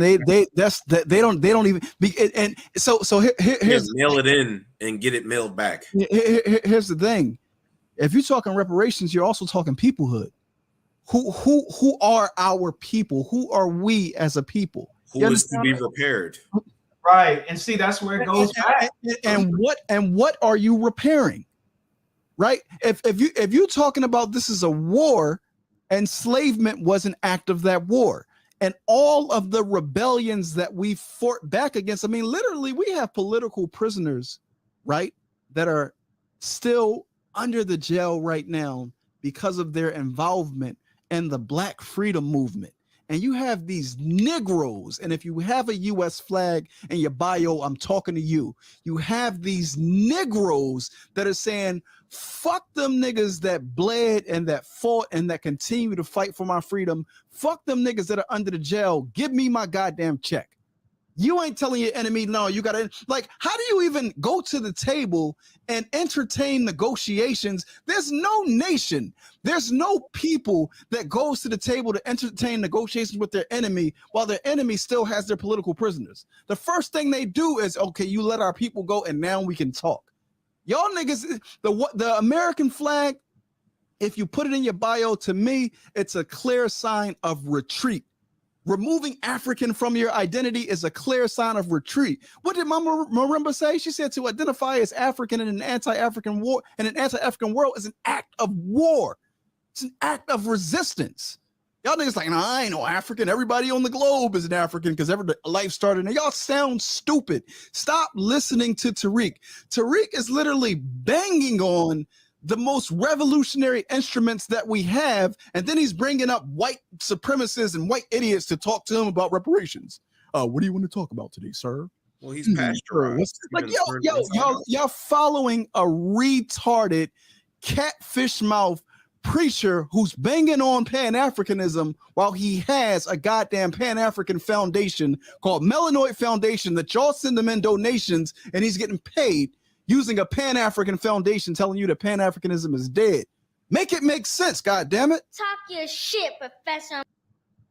All right, so I had to let the brother get the passion off, because I want you guys to understand how passionate he is about this, this movement, or this fight. So, and I appreciate the brother's passion. And again, the historical analysis that he has in terms of the fight for reparations, just to fight against white supremacy is excellent. It's one of the few channels on YouTube that I actually enjoy and actually learn from. So again, whatever you guys go over there and subscribe to the brother's channel. But let's get to the last point, because I do want to get to whether or not do I think we can obtain reparations. But I got to play this last thing first. Brother Robert Reed, and I wanted to just take a moment to address this. He says, Omawale stay getting mad, but the truth is, for 50 to 60 years, these people have failed and been ineffective. Let me Okay, so my guy, I just stated it. I just stated this a minute ago. We have to, and again, like I said, the brother's passionate, but at the end of the day, we have to, it's either yes or no. Have they accomplished the mission or not? And if they haven't, then we have to look at whatever's being done isn't working. Then we have to try something different. Or I know Omawale is going to actually give reasons why they haven't succeeded. But the bottom line is, did they or did they not? And just to put it off, because let me just play it, and then I'll just talk about it. So who's winning? Let me address this. The Who war. Before you get started, I think Ima Odo asked, "Who's winning?" We're not winning. There's no organization that's winning. If the organization that's been doing it for 56 years have failed, then all other organizations have failed. That's simple logic, right? It's simple logic. If one organization has been out here fighting that fight for 50 to 60 years, and I don't know if that's true or not, I'm just using what was on the screen, then there's no need to even ask that question, who's winning? Nobody's winning. Because we haven't accomplished the goal. We're not even close to accomplishing the goal. All right. So the one criticism before Omawale gets started, the biggest criticism that I see in Cobra is, after all these years, they've only gotten a study, or they've only gotten a bill to get a study done, and that bill won't even get passed. Meaning HR 40. HR 40 is it's not a bill. What's the word? All right, for the lack of a better word, let me keep moving. It's a bill to study reparations, and then it's always something from the Democrats about they can't get a vote.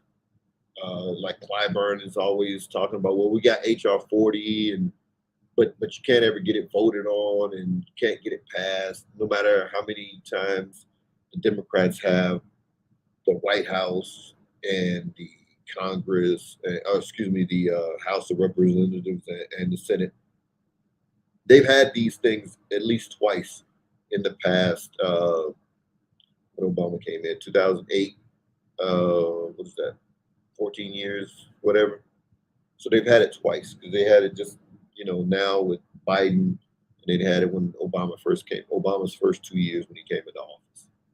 So they can't get the study done, or they can't get the study voted on even get the study passed. So that's the criticism.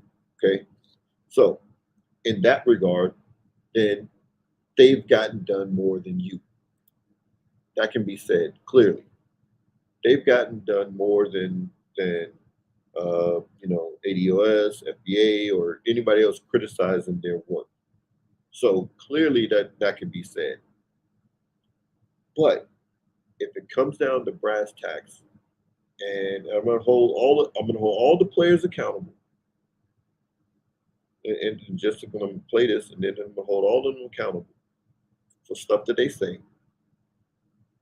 But it comes down to brass tacks. Either it gets done or it isn't.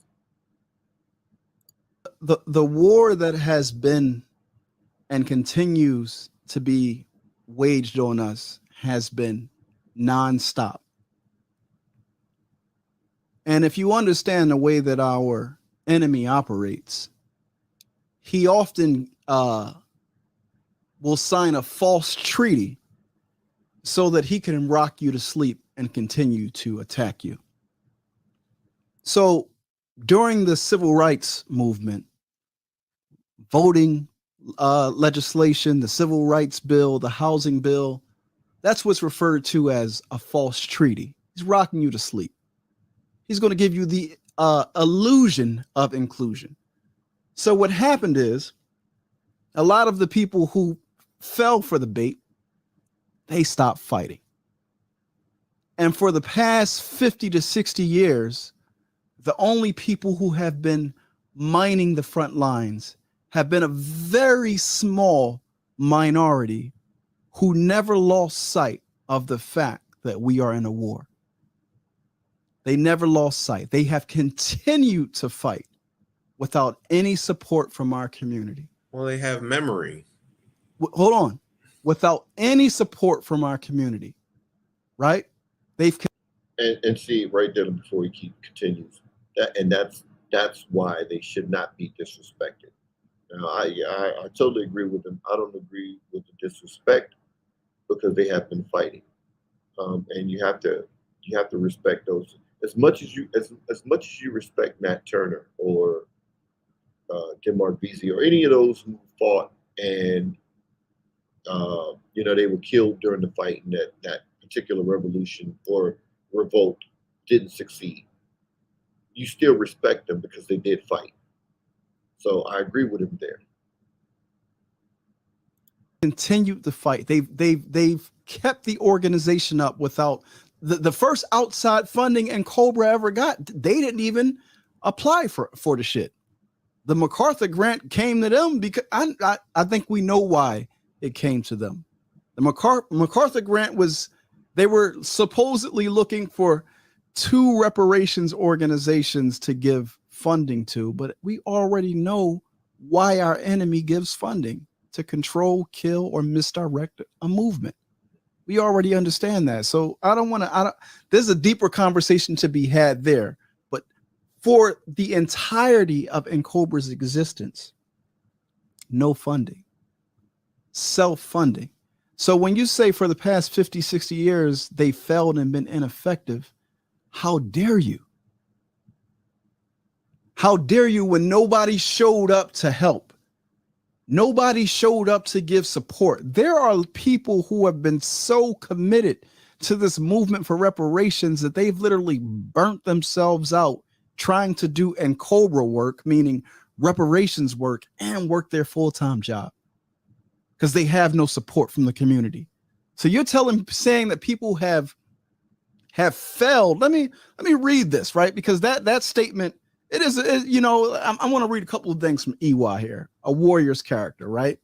Because okay, all right. Before you get, and I'm coming up on 2 hours, so I might have to cut the rest of this what he's going to read here. But I wanted him to say that, but he simply gave the reasons why what the brother said might be true. And let me put it back up here.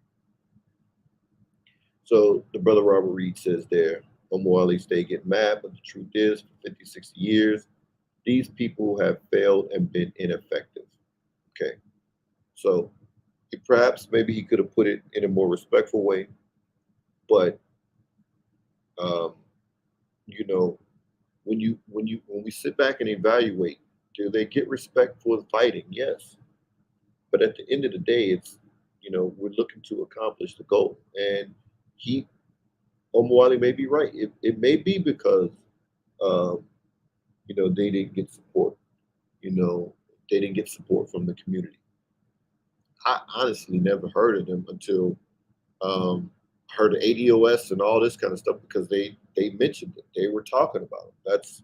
That's actually where I even first heard of Incobra. So, and that was what 2019 or 2018 or whatever it was, 20 whatever ADO stuff blew up. I think it was 2019. That's when I first heard of Incobra. I was like, oh, who's Incobra? So we just have to be honest. And Cobra needs a um, because we communicate online now. They have to have a bigger online presence, and they may be doing a lot of great work in the community. But hell, we'll never know about it unless it's able to be broadcast and shared. And the best medium to do that is social media. They have to have a presence. And I mean, it is what it is. If we don't know about it, how can we support something that we don't know about? And I never knew about them until 2019. And I'm not using that as an excuse, but it is what it is.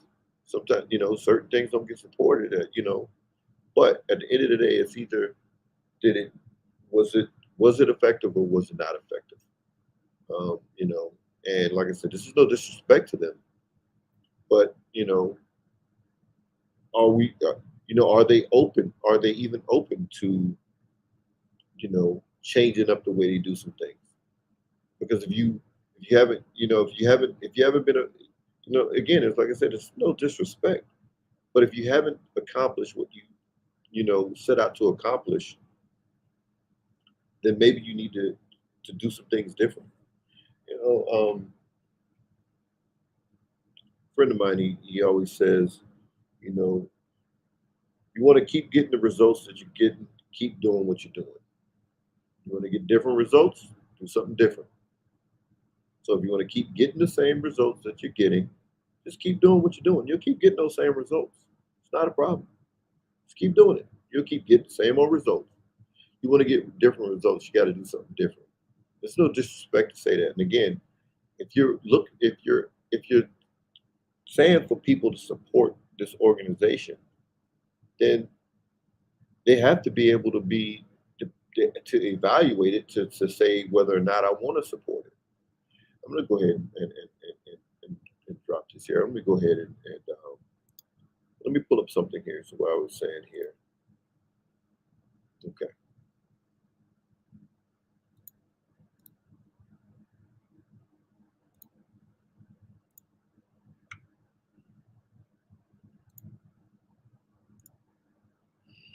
Okay. I'm going to pull up some tweets here.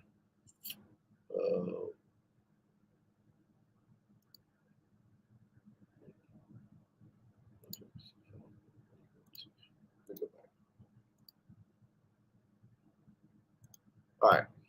So, and it looked like they're out of order too. Anyway, I'll start here. It says,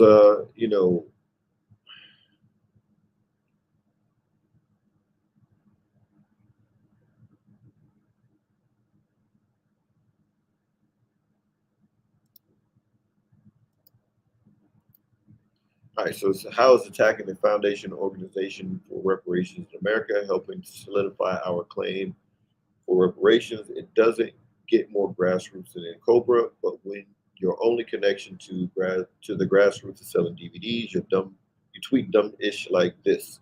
So Tariq basically tweeted, watch out for these Democratic shield organizations like Cobra, whose goal is to undermine reparations for Foundation of Black Americans.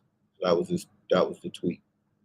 And again, it isn't about being African. From my understanding, he disagrees with the trying to get reparations for all Africans or people of African descent. Okay, so Omawale stays here in these series of tweets here.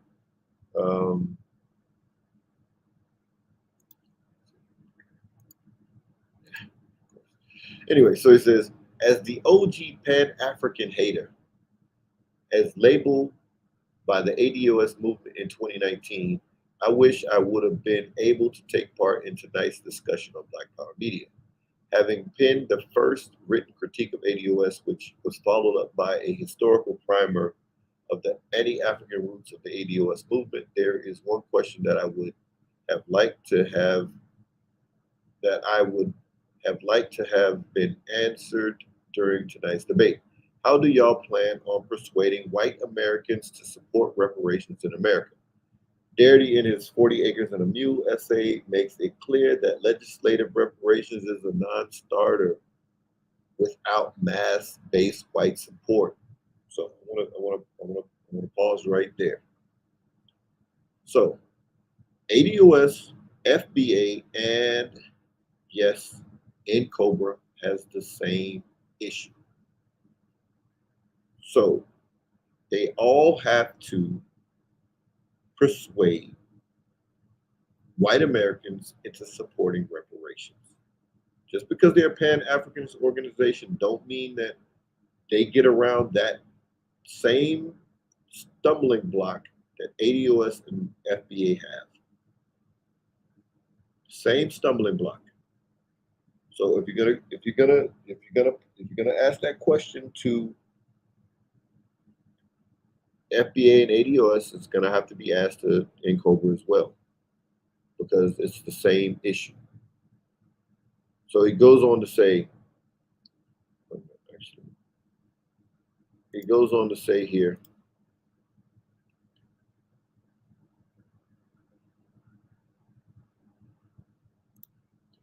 if you believe white America is going to be moved to support reparations for Black Americans based upon moral persuasion or decades of wealth data, you are a fool and clearly haven't read the proverbial room. And I 100% agree, because that's what Yvette Carnell is banking on. Even Tariq states that a lot of times. Well, it's a debt that's owed. Well, how are you gonna convince white America of that? Well, actually, they know it's a debt that's owed. How are you gonna force them to pay that debt? As I was saying in the street analogy for Tariq, two street cats. How are you gonna force the American government to pay that debt? Okay, so we owe you a debt. So what? Now what? Even if they came out and admitted it, now what? How are you gonna force us to pay you? He says, I'm no longer arguing with black folks about a check that ain't coming. If we want reparations from this country, it ain't coming unless we take the Pooh Shiesty route and get it back in blood. Okay. And that's a whole other talk show. We are so unprepared for any type of revolution in that regard. Just from the logistical standpoint, all they got to do is turn off our water for 3 days, turn off our electricity for 3. We're in trouble. This thing we should be planning not just to feed ourselves and have land, but it should be land near water, so we have a water source, obviously. And nothing's happening if we don't have support from countries overseas, which we don't have. So all of that, get it back in blood. That's a non-starter also. Says, this is what I was going to say. I should have brought this up earlier when I was speaking about Yvette Carnell and Marcel Dixon, and she was talking about he was going to fail, and as much respect to Omawale after Marcel lost the election for the Congress seat in South Carolina. Omawale stated, brother, you shouldn't measure the success of your campaign based on your ability to unseat Clyburn. There are plenty of wins and losses in movement work, and the reparations movement won big by you boldly standing up and demanding something different for Black America. See, that's what I thought. But Yvette Carnell didn't see it that way. I knew he was going to lose. It wasn't about just him winning. It was about him having put a message out there. That was the point. And Omawale, he recognized that point. Yvette Carnell doesn't recognize that point because she's not in it to win reparations or get reparations for Black Americans. Doesn't care about it. It's a me thing. It's about her and what shine she got, and somebody taking her talking points and her being recognized for those particular talking points. Nothing else matters. I'm your mother and all that silly foolishness. You know, she doesn't care about reparations for black people. The brother just stated how she, in 2016, she wasn't even thinking about reparations. She was against it, actually. All right, let me bring up this other one here. I like Shay Sade. I like her. I like her YouTube channel. Again, I think she's a bit of a, I think she's a bit of a troll on Twitter, but it is what it is, right? She says the same thing. It's amazing how y'all ignore over 500 years of evidence from this colonial settler state showing us that black people will never be treated or accepted as Americans, let alone given reparations. Political illiteracy ain't that surprising from a Dr. York Drew Ali Yvette transplant. She's talking about the brother Naeem, whatever. And I got it for that. You know, she doesn't believe reparations is coming. The U.S. Constitution was ratified by slave owners. The 13th Amendment legalized slavery in prisons. This is the system that is going to produce reparations. He's asking questions. Our ancestors took up arms to end chattel slavery. I have not seen one leader or movement today that has called for the same action to get reparations. This is why the comparison between the two is a false equivalency. Again, that's a non-starter. Call and take up arms. Okay. When logistically you're not prepared, at least from my understanding, a lot of the revolts they prepared for it. Nobody's prepared for that now. And not saying that we shouldn't do it. Obviously, though all these things should be on the table, but you know. She says just because black folks deserve reparations doesn't mean that the racists who run every major industry in America will give it to us. Common sense and basic political literacy says that they won't. Reparations are typically what the losing side in a war pays. Absolutely, 100% agree. But y'all have to, you know, probably don't even need to read that because the point is made.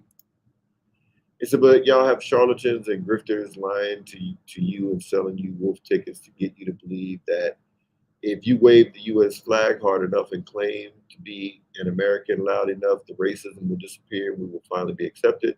If y'all actually believe that, I don't even know why she's going back and forth because, you know, that was the end of it. In that same vein, do I believe reparations is coming? No. I don't care how strong the movement is online. I don't care who's doing what offline and on the grassroots. You know, that includes the Cobra, ADOS, FBA, anybody else, Freedmen, Secure the Tribe, all these other groups, whoever else is out there. I don't know the rest of them out there.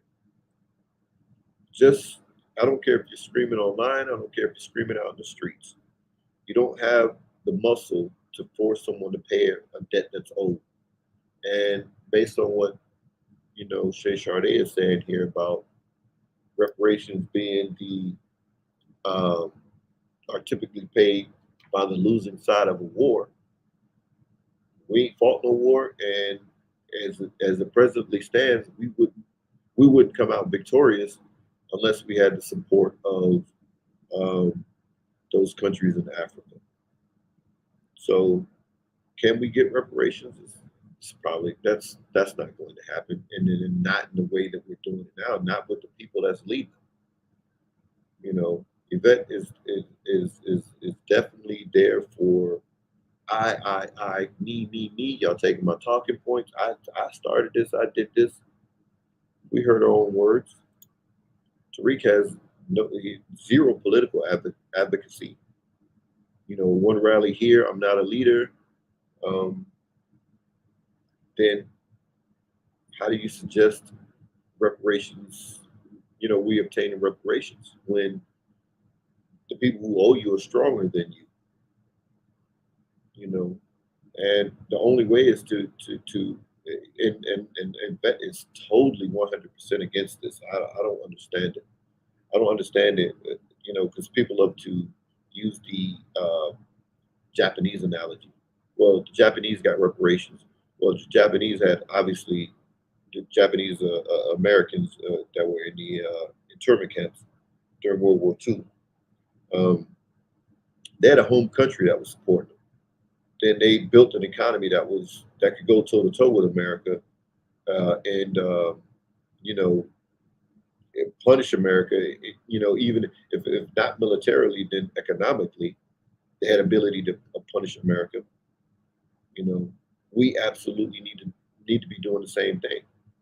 In terms of uh, obviously we need products. There's a whole entire parallel economy is what we absolutely have to build, and we have to build those, and doing that will help build some of that relationship and to repair some of that damage with some of the countries around the world, some of the African countries around the world, whether in the Caribbean, South America, Asia, or on the continent of Africa itself. Got to start, if and I'm going to use this term, and I don't typically use it because I don't agree with it. I don't believe there's no such thing as spending power, because if I have a product that you need and I refuse to sell it to you, no matter how much money you have, and no matter how much money you offer me, I refuse to sell you something that you need. I'm stronger than you. The money means nothing.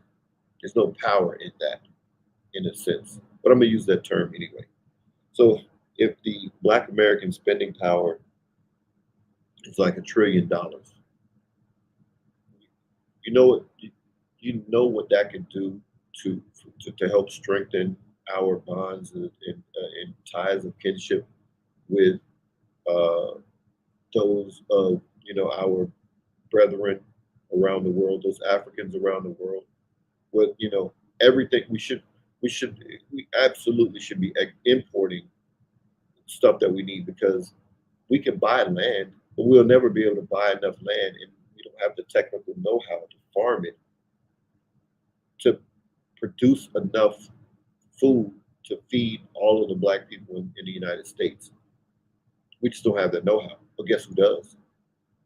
Africans, whether they're in Africa, on the continent of Africa, Africans, whether they're on the continent of South America, or in Central America, or in Asia, on the continent of Asia, they have the know-how. So we should be importing that $1 trillion that we're spending in making other communities stronger. We absolutely should be spending with our brothers and sisters around the world. That would help strengthen the ties of kinship. That would, even if we had to pay to get the expertise to learn back to go back to farming. My great grandfather, actually my grandfather and my great grandfather was into farming. All of my grandfather's sons, all my uncles and my dad, they got out of farming. And then of course, hell, I don't farm. I mean, you know, I helped my parents, uh,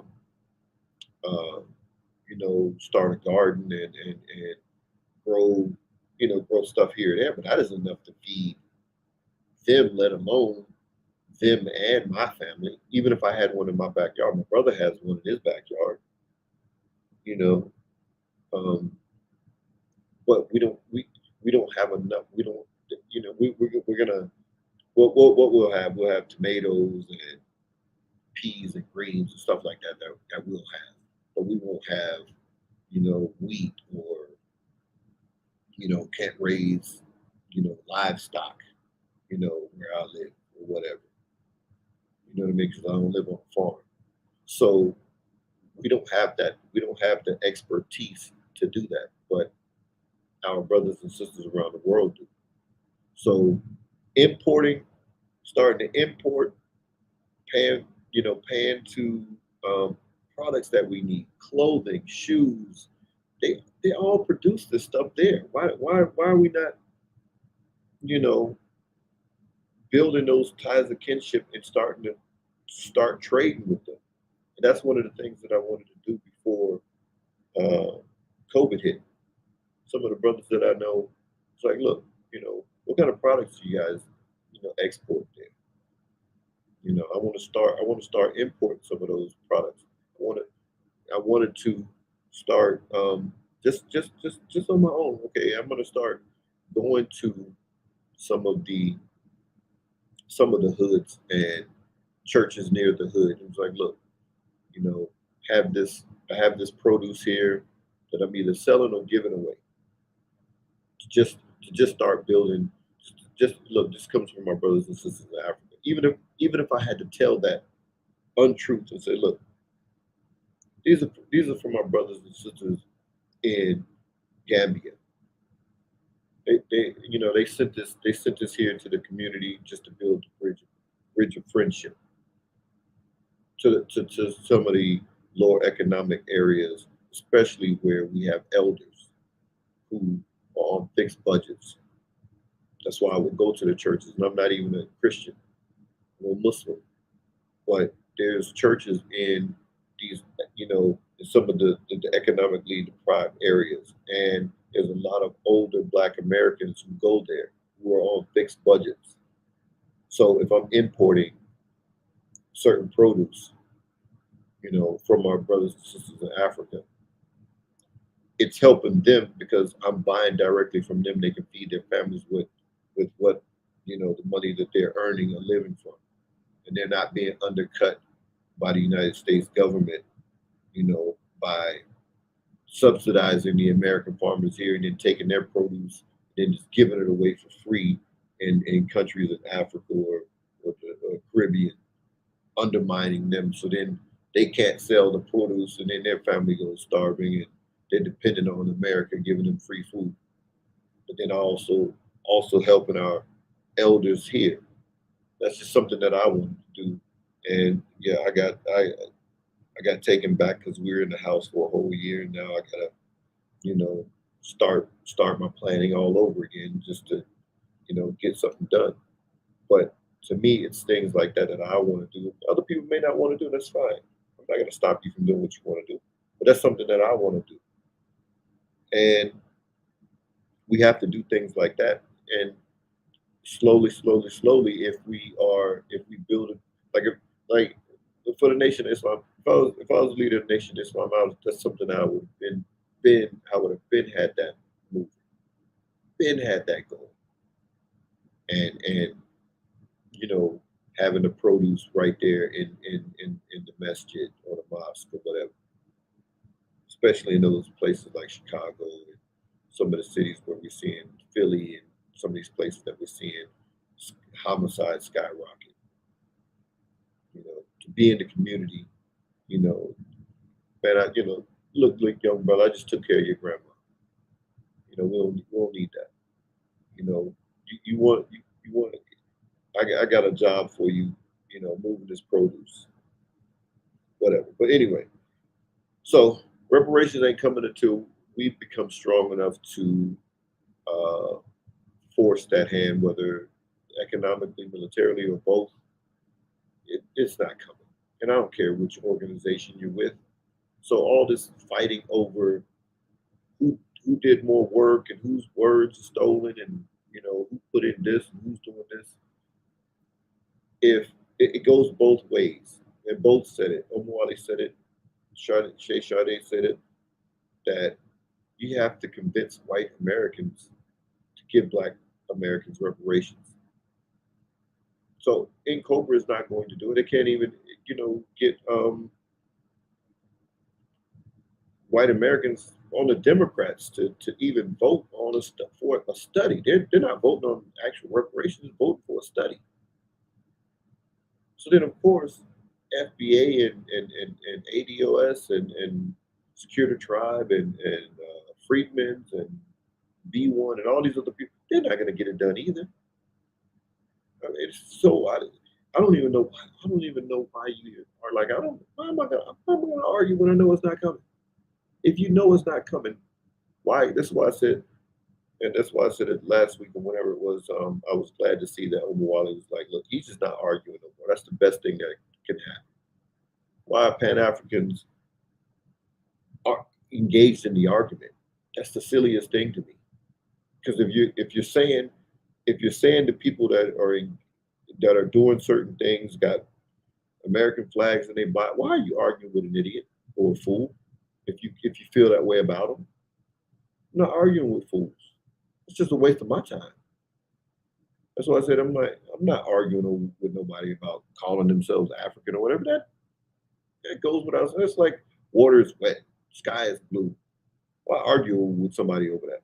But then you can't force them to take that anyway. So it's a lot. You know what I mean? Like you're just wasting time. We gotta build something, and we're not building when we're steadily arguing. Now the latest argument. Now the latest argument is who invented hip hop? Sheesh.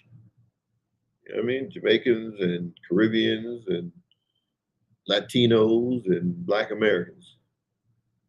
Arguing about that now. But can we get reparations? Yeah. Only way we can get them is to become politically, economically, militarily strong, and that's going to be building a parallel economy. And is there going to be some pushback if Black Americans spending $1 trillion in the economy right now, if they see that decrease by a quarter, obviously they're going to go on alert. You take half, $500 million, and you're spending throughout the diaspora, and you're getting produce without going to, and the whites start losing their jobs. As 50 Cent would say, get the strap. You know what I mean? And that's even another thing. Like when people talk that revolution and stuff, I'm like, we don't even make our own bullets. You know what I mean? There's some Black people in it, not enough. Each one of us should be into that. And I said I was going to get into it, and then of course, there's always something that happens, and I'm like, I just don't have time to do everything. So when I see a brother who's doing it, I'm like, good, because I can't do this and that. I'll buy from you. But we really should really should know how to do it ourselves if we're thinking that revolutionary mindset. Because when we can't get to it, when we can't get ammunition, then that's finished. It's over. But anyway, reparations is the only way we're going to get it is, again, like I said, the street analogy. You got a street dude, you got a couple of street dudes, and I use Tariq as an example. Someone owes Tariq money. If Tariq ain't strong enough to force that dude to give him his money back, Tariq ain't getting that money back. That dude is stronger than you. It's like Mike Tyson used to bully people. I forgot who he said he robbed too. He said he robbed somebody's mom, a rapper. But he's stronger than them. They can't take the okay. But anyway, we have to become strong enough to force the United States to repay the debt that's owed. They're not going to do it on their own good conscience. They've never done that, and they won't start now. With reparations, just hollering about, well, you owe us and they owe and this, that, and the third. So what? That's kind of why they're thumbing their nose up right now. Joe Biden is thumbing his nose up. Okay, so what? Yeah, just keep talking. We owe you, but you can't do anything about it. So, but anyway, those are my final thoughts. Peace, Rebel family.